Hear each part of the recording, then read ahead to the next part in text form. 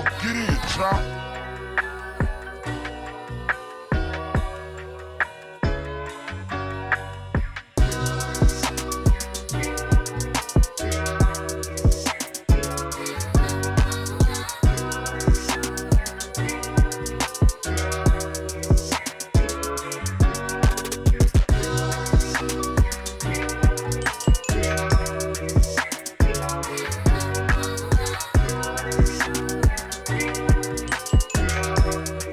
Yo, what's up, you guys? It's your girl, Trudy LPC, and thank you for tuning into this week's episode of the Self-Aware and Effed Up podcast. I know you guys are probably thinking like, man, we have had a lot of female energy women on the show this season. Where are the men? Where are they? And today I have an amazing guy with me. He is here and he is going to talk a little bit about his story of how he's learned to navigate co-parenting, but also his journey of helping other people learn how to navigate co-parenting. So he is a co-parenting relationship coach. He's also a speaker as well as an advocate. And I am so grateful that he is here to join me today. His name is JP Marsh, and he's going to go ahead and tell you guys a little bit more about himself. But without further ado, please welcome to the Self-Aware and Effed Up podcast, JP Marsh. Hey, JP, what's going on, man? Hello. Thanks for having me. I'm excited to be here. I am excited to have you here. Haven't had a co-parent relationship coach on before, so this is a new thing. I've never even really knew that there was a coach out there like that. So I'm really interested in hearing how you kind of started this part of your journey. But before we go there, I'd like for you to just tell the audience a little bit about yourself. So I have a 9-year-old daughter, and right after she turned 2, her mother and I split up. Mm-hmm. And so, there was the normal conflict, like any breakup, divorce, and then you throw a kid in the mix, and then you got the parenting time and the custody and who's in charge of this. But you're still dealing with all of the, the baggage and the trauma and the triggers and all of the things from the relationship. And it's not like a clean break where you can just sort of part ways and go your own directions, because you're connected to that person for the rest of your life. And I don't know, about a year to 2 years of, the arguing and the fighting and the high conflict, the more that I started to sort of work on myself and kind of be the person that I wanted the other person to be towards me, I became, self-aware to the fact that I was the problem more times than not.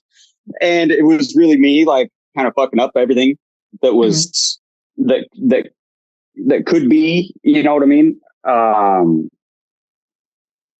I didn't want my daughter to be raised in a chaotic situation between two, parents that couldn't get along or couldn't be around each other or couldn't have adult conversations, and the more I started realizing that I was being defensive for no reason or being triggered without really having my buttons pushed, and the more that I sort of leveled out my mental space and the way that I perceived everything going on and worked more towards how I wanted it to be, it just started to fall in line and just started to kind of go that direction. And so then,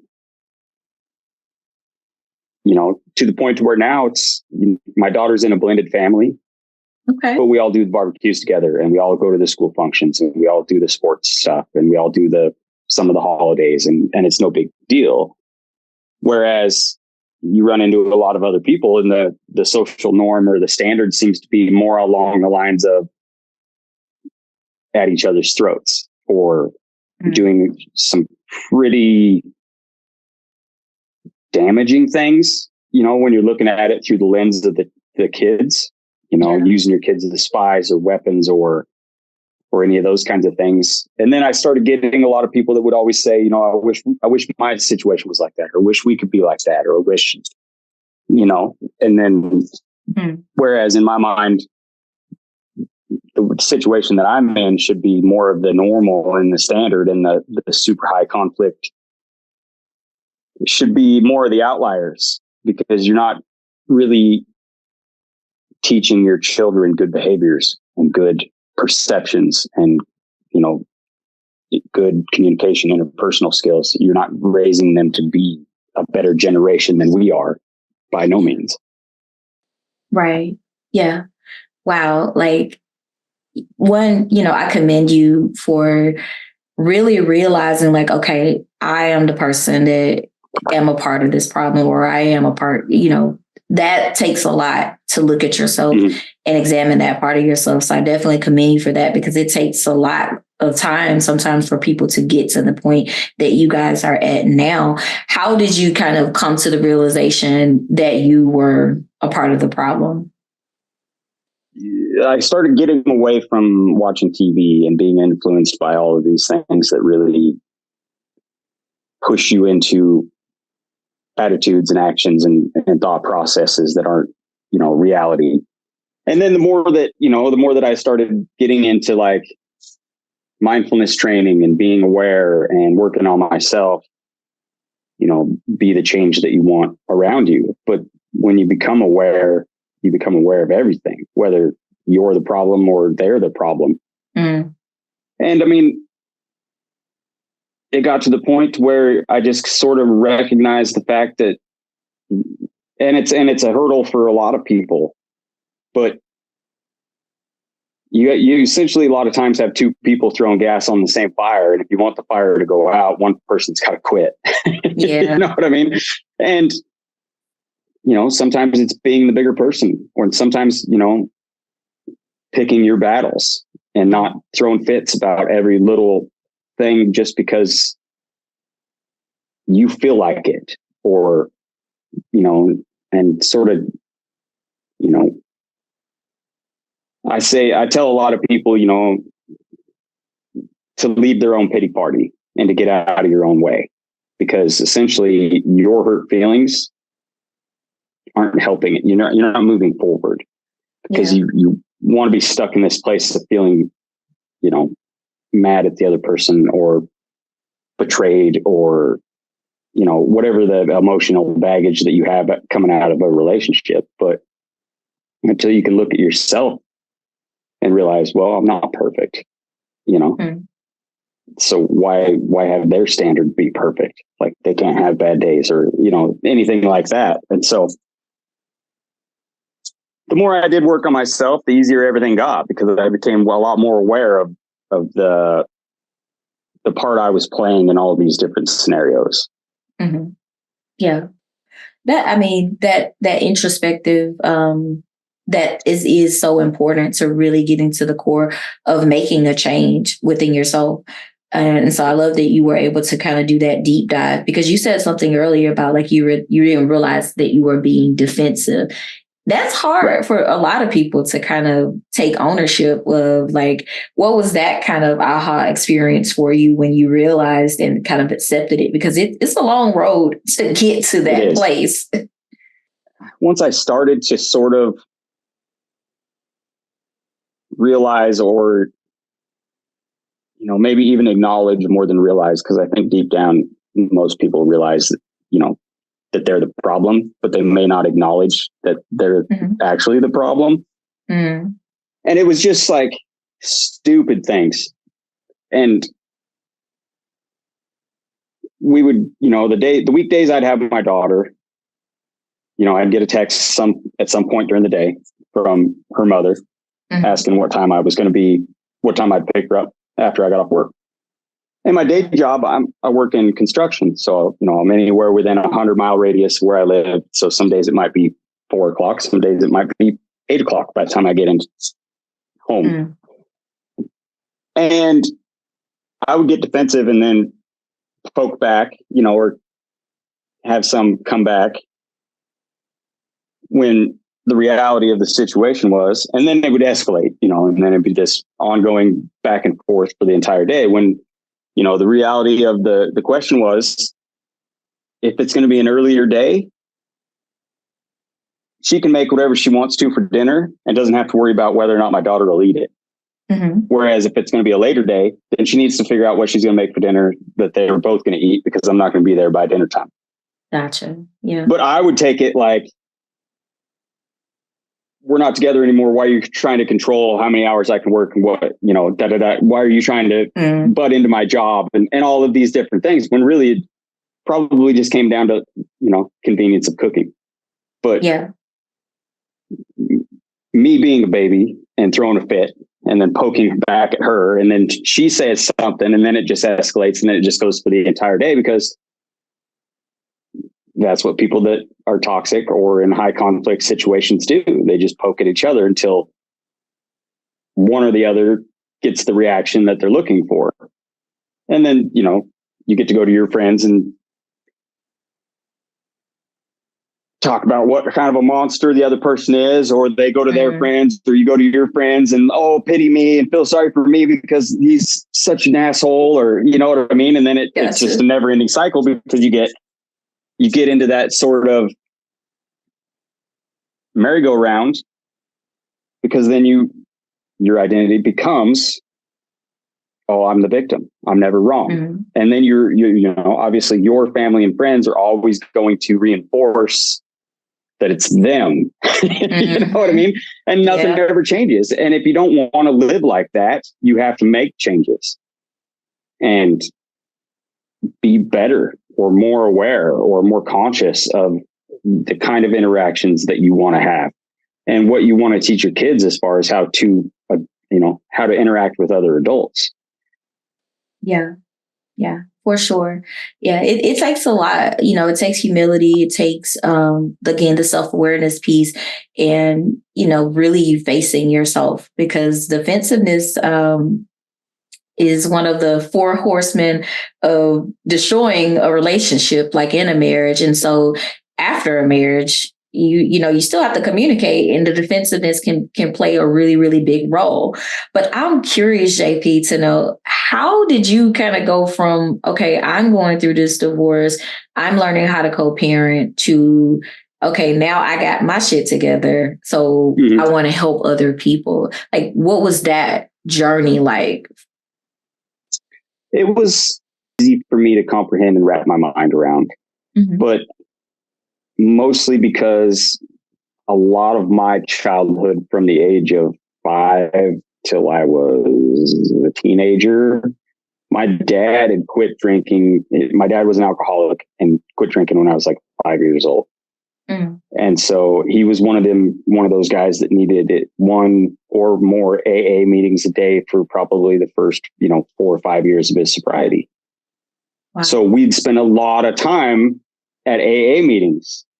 And in AA, you have sponsors, somebody that's helping somebody that's newly in recovery, 3 to 5 years behind them on the same journey, helping them, get over hurdles, watch out for pitfalls and booby traps and mental sort of, thought processes, and how to sort of, go through the early stages of recovery. And so, a sponsor in AA or a coach in different aspects of life seemed to be a very similar correlation. So it wasn't that huge. It wasn't like a huge leap or something out of my mental capacity to grasp, I guess you'd say. Gotcha.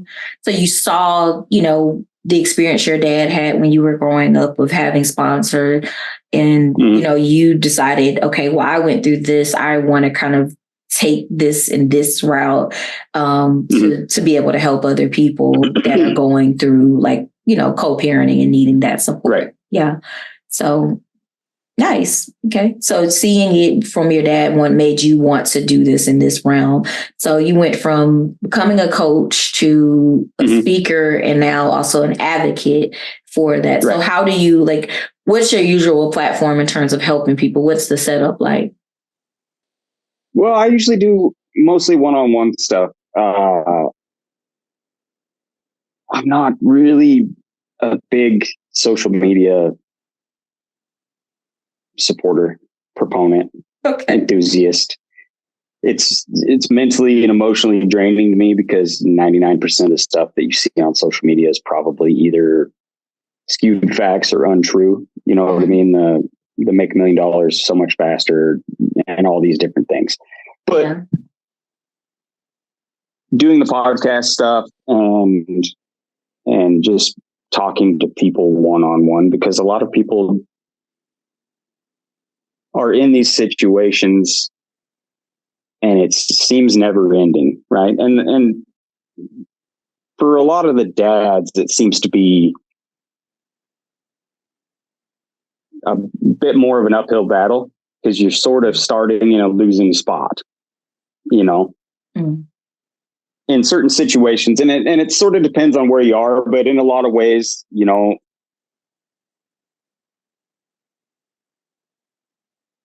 outside of, for the normal dad, outside of where there's obviously abuse or addiction and alcoholism and those and the others. But if you're, a normal hardworking guy, you kind of get railroaded by the system right off the bat, because now you almost are expected to work more in order to pay more bills, because you're paying, child support and 2 household bills. Yeah. But then you get shunned or belittled because you have to work 50, 60 hours a week in order to pay your bills and live and pay, $1,500 a month in child support or whatever. So then the limited amount of time that you get with your kids, the 8 days a month, if you're lucky. Yeah. Because you either have to work, or that's all that your custody is, because the system is sort of playing against you. You know what I mean? And so you get a lot of these deals like that and then you get a lot of these guys that are mad, and it's more directed towards the mother than it is towards the system, or trying to, rework the system. And then it becomes a frustration deal where, it sucks to say, but you run into a lot of situations where there's a lot of guys that just kind of throw their hands up and are like, what am I supposed to do? I guess I'll just carry on with my life, because, every time I want to see my kids, it's a huge fight. And if I'm not paying her what I'm supposed to be paying her, then she starts threatening that, well, until you pay me, you don't get to see your kids, and you get all these things. But the reality is it is super important to have both parents raising the kids. I mean, statistically speaking, fatherless homes end up setting children up for huge obstacles later in life. But even in the co-parenting space where 2 people aren't getting along, there's going to be a lot of downstream effects with personality disorders and identity crises and a lot of these things, because you have a parent, a child that's not allowed to say they love their dad at mom's house and not allowed to say they love their mom at dad's house. Wow. So then you're raising 2 completely skewed personalities. And then what happens when they become 18, 19, 20 years old? Because they had to be this person at dad's and this person at mom's. And then now all of a sudden, who are they? Exactly. Yeah. Yeah. I love that you highlight that, because it is so true. Like, I mean, we have kids having to be different versions of themselves at school and at home. And so I can only imagine, like, adding in that other layer, it has to be really, really tough on the kids. But I know part of, what you do as a coach involves helping people reframe the relationship and learn to collaborate more. What does your process of working with a client, of helping them do those things, what does that look like? There's usually three big hurdles that kind of correlate with everybody, whether you're the mother or the father, the one with the majority of custody or less visitation and that kind of stuff. And the first one is sort of getting out of your own way and changing the way that you perceive the other person. Because, for instance, for me, I very rarely, and if I do accidentally, most of the times I'll catch myself mid sentence, but I rarely ever call my daughter's mother my ex, because that's not who she is in my life. You know what I mean? Like if you're two people trying to go forward and raise a kid, Right. you need to stop looking at them like your ex or the person that hurt you or the person that you were married to and all these different things. That's not your reality anymore. So once you can let that relationship sort of go and grieve it and change your outlook, mindset, perception, reality of what that person is in your life, then you can start moving forward. Once you can start moving forward, then you got to stop engaging in negative, destructive behaviors. You know, if the other person's high conflict and wants to throw a fit at drop off pickup and has a huge blowout in the McDonald's parking lot or the grocery store parking lot or wherever, you don't have to engage in these inappropriate behaviors, right? Get in your car, be like, that's not how you're going to talk to me. It's not how adults treat each other, and drive off. You don't have to sit there and go back and forth. You don't have to engage in all these negative behaviors and destructive things, because if you're giving them the reaction, especially if you're dealing with somebody that's high conflict, if you're giving them the reaction that they're looking for, they're going to keep looking for it. But if you quit, then they'll quit looking for the reaction because they're not going to get it. And then the other big one that tends to pop up is the double standards and the boundaries. You know, set boundaries, communicate your boundaries, and then hold your boundaries. Obviously, you can't expect them to just know that you have boundaries all of a sudden. You need to actually communicate them. But right. And the double standards, you know what I mean? If you don't want them stalking you on Facebook, don't be stalking them on Facebook. If you can do whatever you want to on your weekends with no kids, then when you have the kids, there's no reason that you should be loading them up in your car pickup and driving by their house to see who's parked in their driveway. Like if you can have a life, they can have a life. If you're allowed to go to the bar or go to the club, you're not allowed to say shit to them about going to the bar, going to the club when they don't have the kids. You know what I mean? And then there's certain things that you can do to alleviate a lot of these situations, like date, you know, when they start dating somebody new, that's a big blow up usually. Or time, you know, my daughter's mother and I, when we'd split up and we started sort of working all these things out, we had made a deal early on that if either one of us started dating somebody and it started getting serious to where they were going to be around our daughter, we got to meet them first. Okay. I like that. So there was no surprise. So like my daughter never came home and said, Mom's new boyfriend's living with us. Because if it was getting to a point where my daughter was going to be around that person, I got to meet that person before they were a part of my daughter's life. So then I can get a feel for them. She can get a feel for whatever woman I start dating, that kind of stuff. The other one was we'd made a deal to where the other person got first call. So if it was her weekend and something came up, she would call me first before she'd call a babysitter, call her parents, call family members and say, hey, you know,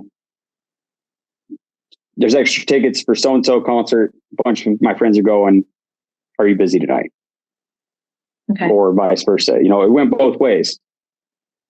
But with that, you can't throw it in their face later. That's important. So you got to be able to be an adult. You know what I mean? Like if she wanted to go, you know, because I mean, it's okay when you're married to be like, hey, I need a couple hours. Like I need no kids. I need a couple hours of me time. You know what I mean? Which every parent goes through. Yeah. That's okay. Like it's okay to have a life outside. You know, if something comes up, it's okay. But it doesn't necessarily make them a bad parent. And if you're going to make that kind of a deal, you need to make sure that you're not going to be throwing it in their face later or get it thrown in your face later where, well, every time you have your daughter, you want to go to the bar and call me up. And it's like, yeah, I did that once, you know? Right. Yeah. So I love a lot of what you said around like one looking at her differently, like reframing who she is, because she's not just an ex. She's not that. She's the mother of your child, and she's someone who will be in your life forever. And setting those boundaries, like, that is so important for any type of relationship, especially for co-parenting relationships, because it is so unique, and you're trying to navigate through this, the loss of what was. And a lot of times in divorce, people they're in their feelings because one person probably wanted the divorce and maybe one person didn't. And so depending on which end of it you're on is going to depend on the type of grief you're dealing with, because you still have grief regardless of whether you were the one that chose to end the relationship or not. You kind of talked through a couple of the challenges that you kind of see with working with people and the things that they may face. Are there any other challenges you can think of that you see a lot when you're working with people on reframing relationships? Well, there's one of the things that I try to get people to understand is for, kids, depending on their age, and even if they're in high school age era and stuff like that, they essentially see themselves as 50% mom, 50% dad. Mm. So if you can't be an adult and not belittle or disrespect or talk shit about the other parent, if you're doing that around your kids, they're interpreting that as you were saying it to them. Mm. Right. And but same goes for the other parent. If you love your kids, you got to find a way to at least be able to, and there's something to be said about being civil and just civility, but they are the other parent. Yeah. Your feelings aside, like they are just as important in your child's life as you are. And if you can't figure out a way to get through your own bullshit and get out of your own way, everybody has this thought that like, well, once kids turn 18, I won't have to deal with them ever, da, da, da, da. Well, who's going to be at the hospital when grandbabies are being born? Mm. Who gets to be the parent at the wedding? Who gets to be the parent babysitting and doing, all of these, the school plays? Who gets to be the grandparent that goes to the soccer games? If you can't even be in the same room or in the same area or sphere of each other, then one person is going to always end up having to be picked. But you're not the ones picking that. You're pushing that on your kids. Yeah. And so you're making them essentially constantly choose their favorite. But if you're also, in my situation, and this is a deal that we're good about now. Thank God, because my daughter's not in high school and she's not older. But if you're not on the same page and you have one parent that lets them do whatever they want to, whenever they want to, however they want to, and have whoever they want at their house, and one parent who is more structured and this and that, when they get into high school and start wanting to rebel, they're going to always choose the parent that lets them do whatever they want. Well, I want to be at mom's house because mom will let my boyfriend stay on overnight on weekends, even knowing I'm 15 years old. Or I don't want to go to dad's house because you eat what I cook. Mm-hmm. TV's off at X time, bedtime's this time. You can go hang out with your friends, be home at 8 o'clock. Mom lets me stay out till 10:30, 11 o'clock. Obviously, they're going to choose the one way. Not saying that your parenting style is right or wrong or indifferent, but you're bribing your child to not want to have a relationship with the other parent because maybe the other parent has more structure. Yeah. Or has a different, sort of environment at home. And you run into a lot of issues. Because then all of a sudden that other parent doesn't have a relationship with their children when they're 19, 20 years old. And kids need parents. You know what I mean? You're not their friend. They need parents. And so like, we're really good about grounded at mom's house, she's grounded at dad's house. If no tablet there, no tablet here, no TV there, no TV here. We feed her essentially the same types of, we both cook about the same kinds of food. She's not picking and choosing, but we're not being pitted against each other either, because we've always been on the same page towards her. Yeah. There's no dad lets me do whatever I want, or mom lets me do whatever I want. And so it's put us in a place where my daughter comes and goes as she pleases. If she wants to stay here, she can stay here. If she wants to stay there, she can stay there. We live like 6 blocks away from each other in a rural area in a small town. So it's like 5-minute drive. Nice. Maybe a 5-minute drive. But it's not a deal where she's jumping back and forth all the time, because she could sit on her tablet for 20 hours straight at dad's house and then has to limit herself to an hour and a half at mom's house or something like that, which I think becomes a big issue for a lot of the co-parenting stuff when they start getting, 10, 12, 15 years old, because if you're not on the same page, they're going to go where they don't have responsibilities or don't have rules, Yeah, absolutely. The consistency and the being on the same page is crucial. And I'm glad that you highlighted that, because I see that a lot with kids that come to therapy, and even, some adults that come to therapy, and when they talk about what their relationships were like with their parents. So I love that you highlight that. But I do want to shift gears for a moment, because I want to just explore a little bit with you about how you connect personally with the idea of being self-aware and fucked up. For a majority of my life, thought I was going crazy most of the time, because I was really aware and in tune to me and everybody around me, but didn't have the emotional intelligence or really understand what was going on. Like intuitive, I guess you'd say. And it kind of, and so, a lot of my 20s was the self-medicating, the drinking, the self-sabotaging, all of that stuff. And so once I figured out,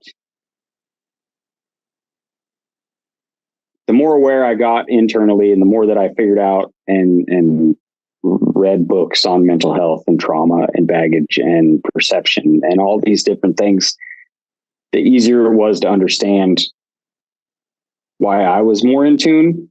But it made me aware enough to where I could,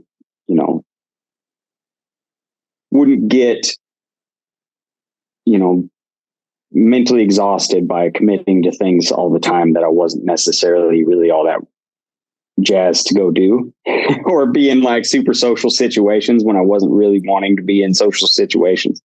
But the more aware that I got that I was like really highly agreeable, that's my life, the more I was able to say no and have difficult conversations and not put myself in positions to where it would mentally exhaust me or stress me out or put me in mental states that would last, weeks on end, because I burned myself out and then had no time to recoup and take care of myself. I love that you are so in tune with yourself, and that you've been able to kind of, use your learning and life experiences to help so many other people. So I definitely appreciate you being open and being transparent with me. So I really appreciate your time as well. So I do want you to, before we go, I do want you to share how the audience can connect with you if they want to use your services and learn more about what you do. Instagram is the easiest, most efficient way. Don't love social media, so I don't do a lot on social media, but everything, the messenger through Instagram, people usually just shoot me messages and ask questions or run out a scenario, and then it's an objective point of view to kind of look at a scenario rather than, your friends and family or their friends and family, reinforcing maybe the thought process that you have on it. And so Instagram is the best place to try to track me down. Gotcha. What's your IG handle?